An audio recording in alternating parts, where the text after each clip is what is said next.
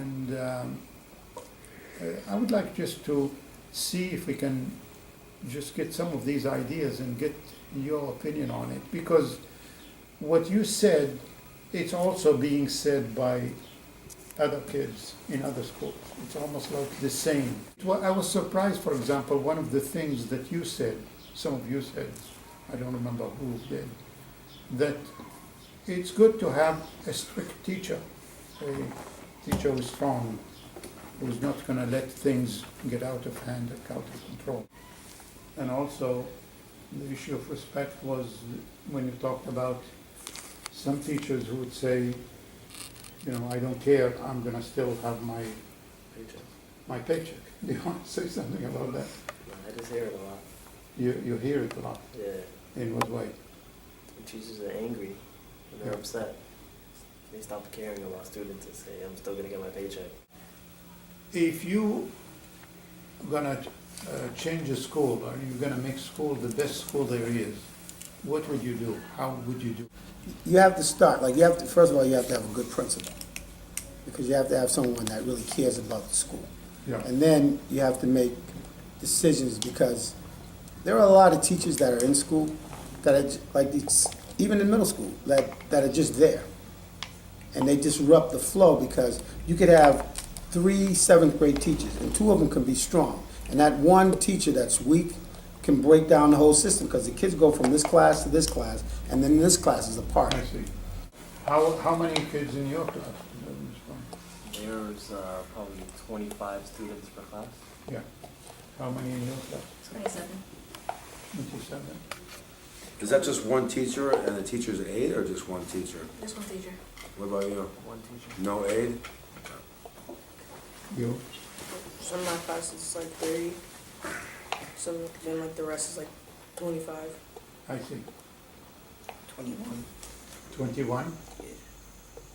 Do you agree that about the difference if it's a larger class versus a smaller class? You prefer the smaller class? Oh yeah, because the big class is only like out of control, and it's hard because there's only one teacher there, Yeah. and there's like she's trying to deal with one kid, and there's like 39 other kids to deal with. Mine is like 18. Wow. But I think smaller classes are easier, because then you get your question answered. You get help by the teacher. Everything's easier with a smaller class. Yeah. See? When you think about the best teachers you've had, what are the qualities that they have that makes them special? I think trust. That's like one thing that's important to me for a teacher. Like I could trust them with anything. I could go to them if I got any problems, any homework problems.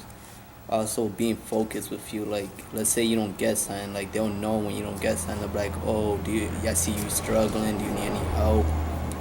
Other thing is knowing who the kids are. Like some teachers don't know their kids at all. Like they don't know the kid, oh, he got anger problems, he got this. Like they just treat him like any regular kid. They'd be like, oh, just do your work and stay quiet, and just being passionate to work with the kids no matter what. No matter how angry she is, no matter if she's in a bad mood, she'll always be happy to help the kids out. For me, though, I'm a kid that's got low income family, so she helped me out a lot through this whole year. Like, I got problems, like, I basically live in the hood, so everything's problematic, so I tell her if I got any problems, if I need any help with money. Okay, so you want a teacher that you can confide with? Yeah, for a comforter. They're not gonna either, you know, laugh at you. Yeah, or like think you're just a bad kid that's growing up. Yeah, they're serious. Yeah. Did you say, how many teachers you have total? Like 3. You have 3 teachers, different teachers. Do you trust all 3 of them? Is that, or like Only trust one of them. you only trust 1 out of 3? Why do you trust this person?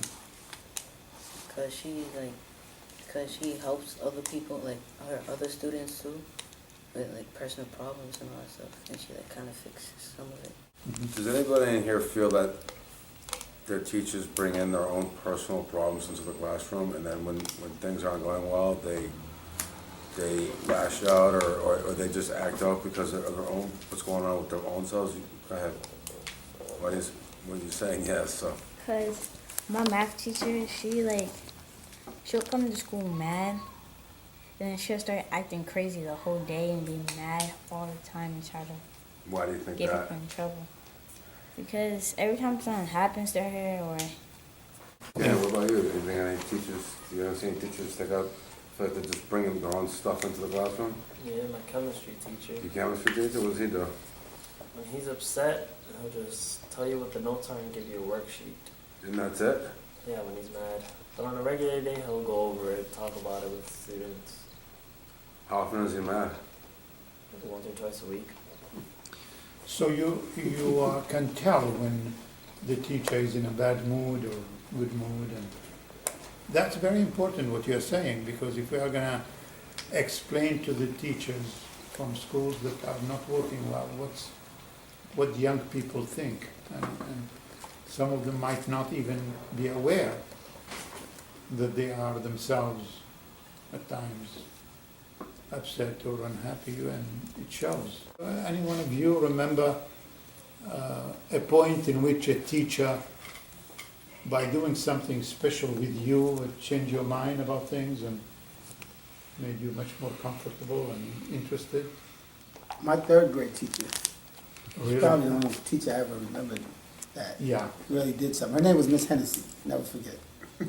Yeah, And, tell us about it, I was because struggling that's with very math, and I think I got like a D or something in math. And she worked with me the whole year, and I ended up getting an A in math. And I was great in math for the rest of my school years. But I just remember like how she took time with me. She would keep me after school. I used to be mad because everybody else was going out. Like at the Kennedy School, everybody probably knows about the Kennedy School. Like in the backyard, there's a big baseball field out there. And the kids would all be out there playing baseball, and I would be in this classroom on the second floor, and she would be like going over everything with me. And this is third grade. Wow. And I mean, I remember like winning the math competition in our school that year. So I mean, it was. But how was your attitude towards math before that? I hated it. I hated math. I couldn't get it. Like I Changed couldn't get it. completely Completely. your- Because she took the time to where I got everything she was trying to tell me. So what made good teacher good, and what made It's it? their vibe towards you, you know. If they have a positive, you know, how can I say, positive attitude towards you, you have a positive attitude towards them. That's a story that is told many, many times by young people about something that changed their attitude completely. You're saying attitude. Something's wrong, and these people really care about me. That's what like really installed it in me. Like this lady really cared about me, you know, to where if I would come late, she would excuse it because Because she at that cared more time- about my education than I did, Yeah. and I didn't realize it until that time. And that's basically what gave me a respect. Like let these people do their job, you know, and change my whole attitude. I was in 7th grade. I used to sell drugs in the school. Yeah. So she's the only teacher that actually, not even a teacher, she was a police officer. She's the only police officer that actually cared to like see why am I doing wrong, why are you doing this. Like she didn't even get me in trouble for it. She just told me quit doing it, get my grades up, and like when she told me, like it showed me that like she's the only person who actually cared and confronted me about it and told me, we know you're doing it, just quit, get your grades up. And ever since that, like I started getting my grades up. Like I still did some mistakes after that, but I learned from them, and I just stayed just with school. So you're saying if she cares enough For me, about me to tell me this, then I should care about myself. yeah, wow. This is such an important point. He's been The like teachers need to hear. This is why he's I'm been like emphasizing it. he's been like a different student. What's so great is, though, I'm hearing this, that, sometimes one person can make all the difference. I mean, some of you said there's one person in my school, and yet that's what's really the difference between getting good grades and turning your life around as into a good student and a leader. Relationship that is built on respect and on care, that the person really cares. It's not just Yeah. they're doing it because they do the job.